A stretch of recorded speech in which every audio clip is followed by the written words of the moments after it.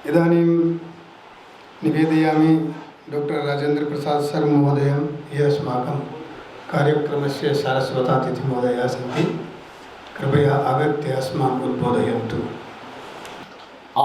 ब्रह्मांड पिपीलिकांत तनुभेद सुदृम्भमाणा स्फुटं जाग्रत स्वप्न सुसुप्ति भाषकतया सर्वत्र या दिव्यति सा देवी जगदंबिका भगवती श्रीराजराजेश्वरी श्रीविद्या करुणानिधि शुभकरी भूया सदा श्रेयसे आनंदमानंदकरं प्रसन्नं ज्ञानस्वरूपं निजबोधरूपं योगीन्द्रमीड्यं भवरोगवेद्यं श्रीमद्गुरुं नित्यमहं भजामि।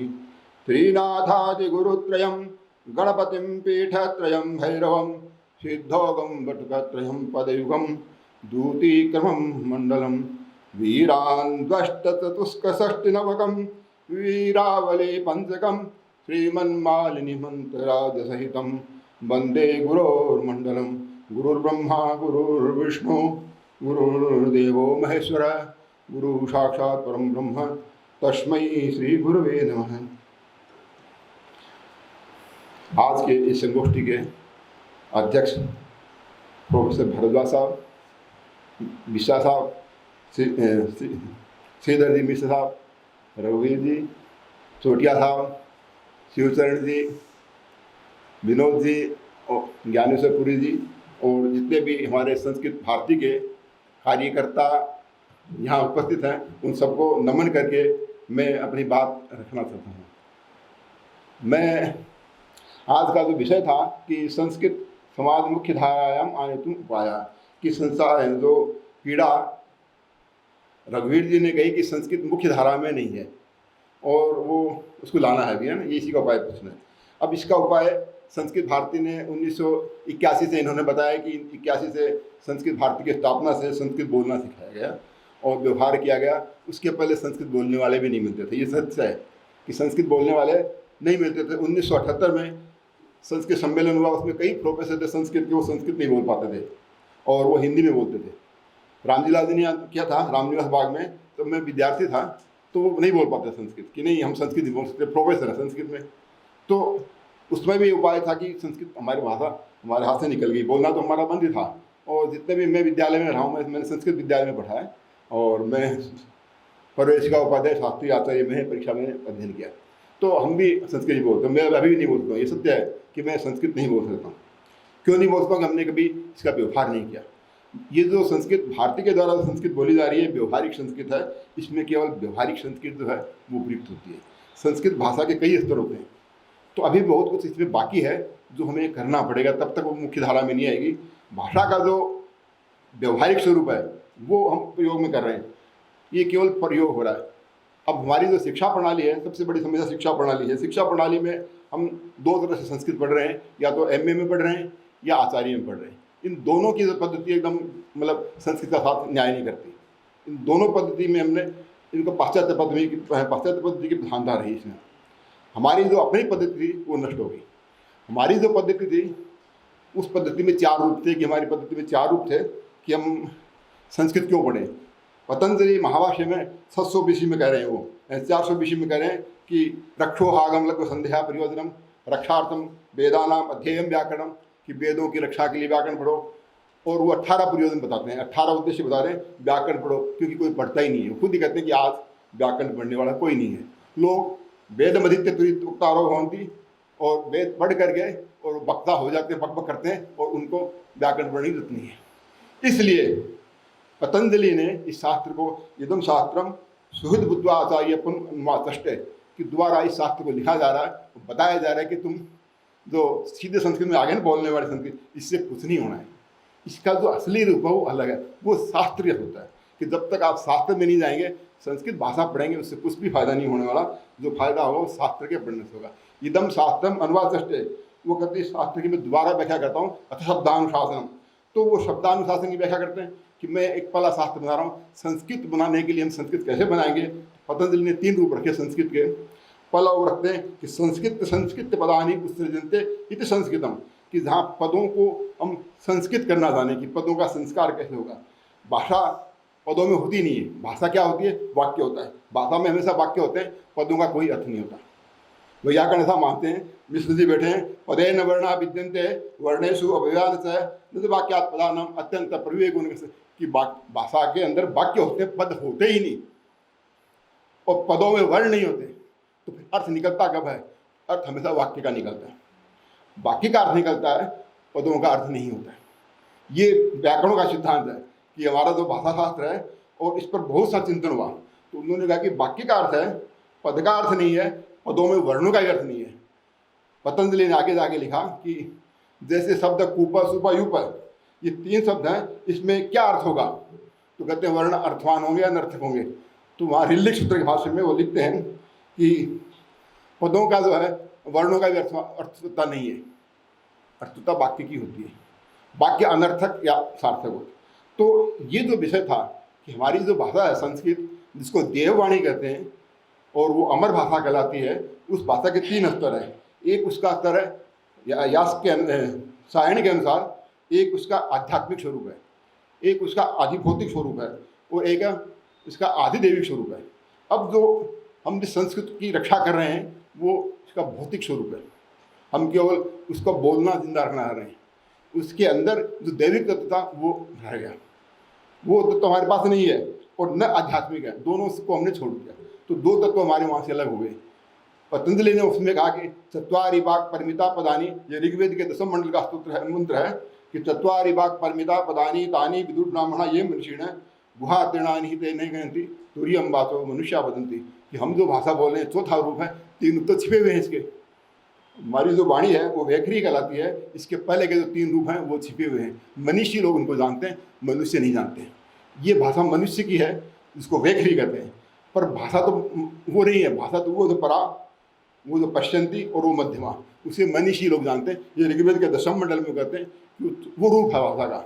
तो वाक् तत्व का जो रूप है वो धीरे धीरे हम केवल उसके बाहरी रूप को रक्षा कर पाए, और वो रूप हमारे मार्ग से निकल गए। बाद में जब कौटिल्य ने अर्थशास्त्र लिखा, तो अर्थशास्त्र में लिखते हैं कि विद्या क्या होती है, विद्या समुदय से अर्थशास्त्र में, तो कहते 4 विद्याएँ होती हैं। तो वो कहते त्रयी वार्ता दंड नीति और आनुवीक्षिक है। विद्या 4 है। किसी ने एक विद्या कही त्रयी, खाली वेदी विद्या है, किसी ने कहा कि नहीं वार्ता है, किसी ने कहा कि दंड नीति है, वो कहते हैं शुक्र नहीं है का, इंद्र नहीं है का। लास्ट में कहते हैं कि 4 विद्याएँ होती हैं। उपाय सर्व, वो कहते हैं कि 4 विद्या हैं, एक आनुवीक्ष की, एक त्रयी, तो त्रयी वेद को कहते हैं, वार्ता कहते हैं कृषि शास्त्र को, कृषि कैसे होगी, खेती कैसे होगी, व्यापारियों के काम की विद्या जो होती है वो दूसरी विद्या है। और दंड नीति, दंड नीति जो है वो समाज में न्याय व्यवस्था करती है, तो दंड नीति। और चौथी विद्या जो है वो आनुवीक्ष की है। आनुवीक्ष को उन्होंने प्रधान विद्या कहा। उन्होंने कहा कि आनुवीक्ष की विद्या जो है वो प्रधान विद्या है, ये कौटिल्य अर्थशास्त्र में कहते हैं।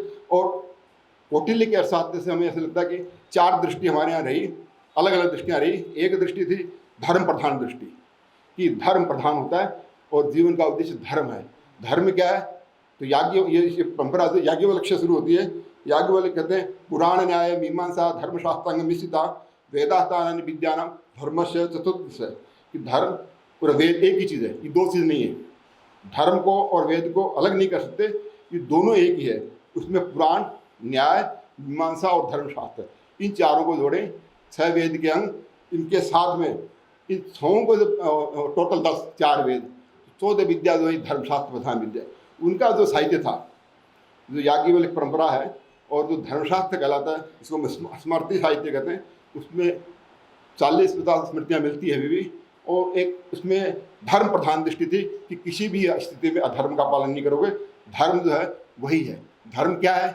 तो याज्ञवल्क्य कहते हैं अयं तु परमो धर्म यद योगेन आत्मदर्शनम, परम धर्म होता है एक, तो वो परम धर्म है कि जिसमें आत्मा से परमात्मा का ज्ञान, वो अध्यात्म विद्या है। अयं तु परमो धर्म यद योगेन आत्मदर्शनम। और वो कहते हैं धर्म जो है 6 तरह का होता है। याज्ञवल्क्य ने कहा वर्ण धर्म, आश्रम धर्म, वर्णाश्रम धर्म, और वो कहते हैं अगुण धर्म, निमित्त धर्म, और आपद धर्म। तो 6 धर्म के भेद किए। तो ये परंपरा एक अलग थी जो भारतीय संस्कृत को धर्मशास्त्र में बनाती थी। दूसरी जो परंपरा थी वो अर्थशास्त्र की परंपरा, जो चाणक्य के पास देखते हैं। उसमें भीष्म, चाणक्य, शुक्र, कणिक, कुटिल, ये एक नीति जो थी। और इसमें सोमदेव, सूरी, इन लोगों ने ग्रंथ जो लिखे वो दंड नीति के ग्रंथ है। उनका था कि ये धर्म से काम नहीं चलेगा, हमें समाज में रहना है तो हमें अर्थ जो नीति है वो अर्थशास्त्रीय परंपरा कहलाती है। तीसरी जो परंपरा थी वो काम शास्त्र की थी। काम शास्त्र की परंपरा में बादशाह आते हैं और वो काम को अधिक मानते थे कि जीवन में आनंद मुख्य है, बाकी कुछ भी नहीं है। तीसरी परंपरा। चौथी जो परंपरा थी आनुविक्षिक की, उसे अध्यात्म परंपरा कहते हैं। तो ये चार परंपरा हमारे यहाँ मानी गई कि धर्मशास्त्र धर्म प्रधान, जीवन में कुछ लोग धर्म के लिए जीते हैं, कुछ लोग धन को बड़ा मानते हैं, कुछ लोग ये वर्ण व्यवस्था का आधार था हमारा, और कुछ लोग काम को और कुछ लोग जो है मोक्ष को मानते हैं। इन चारों के अनुसार की व्यवस्था थी। अब ये जो चार परंपरा थी हमारे विद्या पढ़ने की, वो धीरे धीरे वो भी छिन्न हो गई। हमने जो 1835 के बाद में जो हमारी शिक्षा पद्धति आई और हमने जो शिक्षा शुरू की वो पाश्चात्य की पद्धति को मैंने ग्रहण कर लिया और उसके अनुसार बनाएगी। हमने केवल परिचय देना शुरू कर दिया। जैसे जितने भी हमारे ग्रंथ हैं संस्कृत जो पढ़ाते हैं वो सब बदलने चाहिए, मेरे हिसाब से वो सब बदलने पड़ेंगे, क्योंकि उनसे हम कोई संस्कृत का कल्याण नहीं करें। जैसे व्याकरण ग्रंथ के हमने, अब व्याकरण में हमने वो चीज़ छोड़ दी जो पहले थी। पतंजलि कहते हैं एका शब्द सम्य ज्ञाता सुष्टु प्रयुक्त साप्तान्वित स्वर्गीय लोक काम होती। एक ही शब्द अच्छी तरह जान लोगे, जीवन के सब समस्याएं खत्म हो जाएंगी, स्वर्ग में और लोक में सभी इच्छाएं आपकी पूरी हो जाएंगी केवल एक शब्द को जानने मात्र से। अब वो पद्धति कहाँ है, वो पद्धति कहाँ से ली? भतरी कहते हैं, वो कहते हैं भतरी सत्या विशुद्धि तत्वता विद्या विवेक वदागमा युक्ता प्रणव रूपेण सर्वबाधा विरोधिनी की एक पद्धति थी हमारी। हमने आत्म कल्याण के लिए हमारा प्रधान लक्ष्य था कि हमें ब्रह्म ज्ञान चाहिए, और ब्रह्म ज्ञान केवल शब्द के द्वारा होगा, वो किसी चीज़ से ब्रह्म ज्ञान नहीं होता। तो ब्रह्म ज्ञान या अध्यात्म ज्ञान जो भारत की मूल स्थिति थी वो शब्द दर्शन था, वो दर्शन हमने छोड़ दिया। वहाँ एक एक वर्ण को, एक एक अक्षर को पकड़ा गया कि एक अक्षर भी क्या है, इसको तो आप समझ लें। गीता कहती है, गीता में वो कहते हैं कि जो ओम इत्येकाक्षरम ब्रह्म व्याहरण मामनुस्मरण, एक अक्षर है, ज़्यादा बड़ा नहीं पढ़ा, एक अक्षर। अक्षर और वर्ण में अंतर होता है। तो ओम इत्येकाक्षरम व्याहरण मामनुस्मरण कि अगर आपने इसको पढ़ लिया, याद भी कर लिया, तो आपको परम गति मिल जाएगी। ये गीता कह रही है। पतंजलि कहते हैं उसमें तस्यवाच का वर्णव। तो ये विद्या अध्यात्म विद्या थी, और सब विद्याओं में श्रेष्ठ विद्या अध्यात्म विद्या को माना गया। ये हमारी एक परंपरा धर्मशास्त्र की परंपरा मानती थी कि यही श्रेष्ठ है। दूसरी कौटिल्य की परंपरा थी, वो कहते कि नहीं, हम इसके साथ नहीं है, हमारा धर्मशास्त्र से काम नहीं चलने वाला है, हमें दुष्टों के साथ रहना है, तो दुष्टों को दुष्टों की तरह रहना पड़ेगा। तो कांटे को कांटे से निकाला जाता है। तो कौटिल्य, कणिक, महाभारत में कणिक का प्रसंग आता है, जो दुर्योधन का गुरु था। तो कणिक, कौटिल्य और कामंदक ये कहते हैं कि राजनीति में हमें धर्म को भी लेना पड़ेगा, धर्म से काम नहीं चलेगा, अहिंसा से काम नहीं चलेगा, हिंसा भी अनिवार्य है। उसको साधु हिंसा कहते हैं। भीष्म ने उसमें कहा कि साधु हिंसा होती है कि हिंसा भी बहुत न्याय होती है। कई बार दुष्टों को मारना अच्छा होता है, उनकी रक्षा अच्छी नहीं होती है। भारत में हमारी जो समस्या थी कि हमने इसको नहीं माना, हमने कई आत्याई को माफ़ कर दिया कि हम ये हमारी माफ़ी मांग रहे हैं, हम माफ़ी कर दें, पृथ्वीराज चौहान की तरह। वो बड़ी गलती थी। भीष्म और ये कहते हैं कि नहीं, आतताई जो है, आतताईनम आयंतम हन्या देव विचारे, कि दुष्ट को तुरंत मारना चाहिए, एक दुष्ट को मारने से समाज में शांति होती है। तो उसमें हिंसा धर्म है, वहाँ अहिंसा नहीं। अहिंसा परम धर्म है, पर कभी कभी हिंसा भी परम धर्म होता है। तो ये दृष्टि दूसरी दृष्टि है। ये दृष्टि कौटिल्य की है।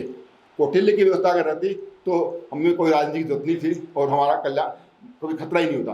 खाली धर्मशास्त्र को मानने से अर्थशास्त्र का हमने परित्याग किया, तो ये स्थिति आ गई कि धर्मशास्त्री कुछ भी हो उसको ये मानते रहे कि परमेश्वर की इच्छा है, जो भी हुआ हमारी हार जीत इसलिए हो रही है कि भगवान चाहता है, और हम हार रहे हैं इसका मतलब हमारा गलत है, हमारा धर्म कमज़ोर है और हम हारते गए। हमने कुटिलों के साथ कुटिलता नहीं की जो हमारे शास्त्र में उपदिष्ट थी, जो चार उसमें बृहस्पति सूत्र में थी।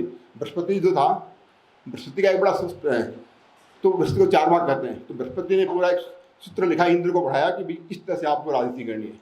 यहाँ धर्म अलग चीज़ है और धर्म की रक्षा अलग चीज़ है, और हमें अर्थ को प्रधानता देनी है। तो कौटिल्य इसी परंपरा में, तो वो परंपरा भी हमारी छिन्न भिन्न है। काम की परंपरा थी, तो वो काम की परंपरा भी हमारे यहाँ छिन्न भिन्न हो गई। वात्स्यायन का काम सूत्र एक ग्रंथ मिलता है, और 8 ग्रंथ और मिलते हैं, कम से कम 8 ही ग्रंथ मिलते हैं, काम शास्त्र के नहीं मिलते हैं। मोक्ष शास्त्र की जो परंपरा थी, तो 10वीं शताब्दी में भोजराज ने ग्रंथ लिखा। भोजराज ने ग्रंथ लिखा तो सरस्वती कंठाभरणम, एक श्रृंगार प्रकार। तो वो कहते हैं कि हमारे जो नायक थे नाटक में धीरोदात, धीर ललित, धीर, तो ये 4 इसीलिए थे कि जो धीरोदात होता है वो धर्म प्रधान होता है, अर्थ प्रधान, काम प्रधान और मोक्ष प्रधान। इन चारों को इस हिसाब से उन्होंने इससे 4 समुद्र लिखे, धर्म श्रृंगार, अश्रृंगार, काम श्रृंगार और मोक्ष श्रृंगार। उसके बाद की जो पद्धतियाँ हैं उसमें हमने धीरे धीरे हम उससे दूर होते गए। केवल धर्मशास्त्र तो बचा किसी तरह यहाँ पर, अर्थशास्त्र और काम शास्त्र और परंपराएं हमारी बदलती गई और हम उससे दूर हुए। और अब जो वर्तमान में जो परंपरा है हम उसमें केवल परिचय पढ़ाते हैं। हम एक शास्त्र का परिचय देते हैं कि वाक्यवादी का 1 कांड पढ़ लो, हो गया वाक्यवादी पूरा। निरुक्त का इतिहास का 1 अध्याय पढ़ा देते हैं और हो गई पूरी निरुक्त। 14 अध्याय में 1 अध्याय पढ़ा देते हैं खाली। तो हमने उन शास्त्रों का केवल परिचय दे रहे हैं और उनमें हम गहन हमारी गति नहीं है। संस्कृत सबसे जुड़ी हुई थी। संस्कृत, एक तो संस्कृत का अर्थ ये था कि वो संस्कारों से जुड़ी हुई थी। हमारे जन्म से लेकर के मृत्यु तक के संस्कार संस्कृत में होते थे। संस्कार की जो व्याख्या मधुसूदन ओझा करते हैं, संस्कार क्या था, संस्कार से संस्कृत बनेगी। संस्कृत का अर्थ केवल संस्कृत भाषा नहीं है, वो वास्तव में उसका जीवन संस्कृत होना चाहिए। तो उसमें 4 चीज़ होती हैं। एक तो होता है कि हमारी जो दुर्गुण है वो कम हो जाए, हमारे जो दोष है उनका परिमार्जन पर ये कमी है, हमारी जो गलतियाँ हैं, हमने जो हमारे इतिहास में गलती की उनको हम निकाल पाएँ। दूसरा होता है गुणाधान, तो दोष का मार्जन करना, गुणों का आधान करना और हीनांग की पूर्ति, इसलिए संस्कार किए जाते हैं। संस्कार किस लिए किए जाते हैं? इन 3 कारणों से संस्कार होते हैं कि हमारी कमियां दूर हो जाए। हमारे मनुष्य में जो भी कमियां क्यों होती है? तो याज्ञवल्क्य वाले कहते हैं गार्भिकम बेजिकम चैव द्विजानाम अपमृज्यते, कि हम संस्कार इसीलिए करते थे कि गर्भ में और बीज में जो दोष आते हैं उनकी मुक्ति किससे होगी? तो वो संस्कारों से होगी। और संस्कार अगर हम करते हैं तो हमें कोई नहीं हरा सकता है। मनु की घोषणा है, मनु की घोषणा करते हैं मनु कि मृत्यु मारने आती है, ब्राह्मण को मार नहीं पाती। क्यों? वो कहते हैं अनभ्यासात् वेदानाम संस्कारस्य च वर्धनात् आलस्यान्न दोषाश्च मृत्युर विप्रांत जिघांसति, कि जो वेद पढ़ा हुआ आदमी है उसको मारने जब मृत्यु आती है, इच्छा करती है कि मारूं कि नहीं मारूं, मरेगा नहीं। ये ब्राह्मण 1000 वर्ष में नहीं मरेगा मेरे से। क्यों नहीं मरेगा? कि गलती नहीं करता। एक तो अनभ्यासात् वेदानाम, कि वेद को पढ़ना बंद नहीं करता, पूरे जीवन जन्म से लेकर अंत तक वो वेद को छोड़ता नहीं है। दूसरा, संस्कारों को वर्जित नहीं करता। तीसरा, आलस्य का काम नहीं है। और चौथा, किसी का अन्न नहीं खाता, अन्न दोषाश्च। ये 4 गलती करने पर ही ब्राह्मण खत्म होता है, उसको मारने की मृत्यु इच्छा करते हैं। तो वो हमारी जो पद्धति थी वो सब ग्रंथों में लगी। अब स्थिति क्या है कि संस्कृत में जो अमृत है वो तो पुस्तकों में है। हम जो पढ़ा रहे हैं हम भाषा के रूप में पढ़ा रहे हैं, साहित्य के रूप में पढ़ा रहे हैं। अधिकतर विद्यार्थी साहित्य पढ़ते हैं। जो हमारी वर्तमान शिक्षा प्रणाली है उसमें साहित्य के ग्रंथ पढ़ते हैं। मैं कालिदास, रघुवंश और कुमार संभव और कुछ बृहत्त्रयी पढ़ा दी और कुछ काव्य ग्रंथ पढ़ा दिए, बाकी ग्रंथ हम नहीं पढ़ पाते हैं। तो वो काव्य जो है वो उस जमाने में था कि जब आनंद लेना होता हो और हम संपन्न हो तो साहित्य में ही काम आता है। जब हम हमारी संस्कृति नष्ट होने के कगार पर है तो वो काम क्या आएंगे साहित्य? यहाँ पर हम साहित्य से क्या करेंगे? दूसरा हमारा अध्ययन है व्याकरण पर। व्याकरण शास्त्र में हम क्या पढ़ा रहे हैं? तो हम 2 पद्धति व्याकरण में, एक पद्धति तो है जिसको अष्टाध्यायी पद्धति कहते हैं और एक कहते हैं सिद्धांत कौमुदी वाली प्रक्रिया भाग। तो आर्य समाज जी कहते हैं कि 2 चीज़ पढ़ो, अष्टाध्यायी महाभाष्य, व्याकरण है पुस्तकें, कि ये 2 ग्रंथ पढ़ो, बाकी सब कचरा है। ये आर्य समाज की मान्यता है, अष्टाध्यायी और महाभाष्य पढ़े, बाकी सब कचरा है। हम लोग क्या कर रहे हैं? हम पढ़ रहे हैं सिद्धांत कौमुदी, लघु सिद्धांत कौमुदी, सब लघु मंत्र साधक हम पढ़ रहे हैं। तो ये दोनों पद्धतियाँ हमें उस भाषा का विश्लेषण सिखा रही हैं। इस भाषा का जो विश्लेषण किया मुनित्रय ने, उस विश्लेषण की पद्धति समझाई। तो अब वो पद्धति तो समझा रही है, उस पद्धति का हमें फायदा क्या हो रहा है? ये मूल प्रश्न है कि उस पद्धति का हम फायदा क्या करें। हमने वो जो पक्ष था अध्यात्म पक्ष तो छोड़ दिया, उसका अध्यात्म पक्ष हमने छोड़ दिया, अधिदेवी पक्ष जो यज्ञ पक्ष था वो भी हमने छोड़ दिया। यज्ञ से ये संस्कृत जुड़ी हुई थी कि यज्ञ क्या है। तो गीता में 14 यज्ञ की बात की और 14 यज्ञ में कहते हैं एवं बहुविधा यज्ञ वितुतो ब्रह्मणों के, ब्रह्मा ने 14 यज्ञ बताए थे हमें। इंद्रिय यज्ञ है इसमें, और उसमें सबसे बड़ा एक जप यज्ञ कहा उन्होंने कि यज्ञानाम जप यज्ञ, उसमें जप यज्ञ। तो पद्धति हमने छोड़ दी। यज्ञ कराना इतना कठिन हो गया कि न तो कोई स्रोत याग करा सकता है, न कोई स्मार्त याग करा सकता है, न कोई तांत्रिक यज्ञ, कोई जानता ही नहीं है। हमारी स्थिति इस समय यह है कि हम किसी भी यज्ञ को, पद्धति को नहीं जानते, केवल पुस्तकों में। पुस्तक मिलेंगी, स्रोत याग, स्मार्त याग, तांत्र याग, वो पुस्तकों में है, हम नहीं जानते। तो संस्कृत का वो जो रूप जब पाएगा, अब उस रूप को आने की तैयारी है, धीरे धीरे वो युग आएगा, हम उसका महत्व समझेंगे और हम उधर जाएंगे तो वो बात हमें समझ जाएगी हमने इनको छोड़ा क्यों। ज्योतिष, अब ज्योतिष में इसलिए बोल रहा हूँ, विनोद जी बैठे हैं, तो ज्योतिष में हमने ज्योतिष शास्त्र में 8 विषय तरह का ज्योतिष होता है, तो कई ज्योतिष हमने छोड़ रखे हैं। पहला भाग जो बड़ा मेरी कथा बृहद संहिता, वो मैंने बंद कर दी। उसमें 100 अध्याय थे और उसने सब चीज़ों पर ज्योतिष लगाया था, कि खेती में ज्योतिष, वर्षा में ज्योतिष, मुर्गी कैसी होगी, कुत्ता कैसे होगा, कुत्ते के लक्षण, गधे के लक्षण, सब लक्षण दिए उन्होंने, मनुष्य के लक्षण, स्त्री के लक्षण, सामुदायिक शास्त्र, वो सब 100 अध्याय थे। ब्राह्मीर के साइंटिस्ट था, वो हमने बंद कर दिए। उसके आगे बाद में कोई ग्रंथ नहीं लिखा गया, तो वो बृहद संहिता, उसको मैंने थोड़ा बहुत कोर्स में रखा गया उसका भाग।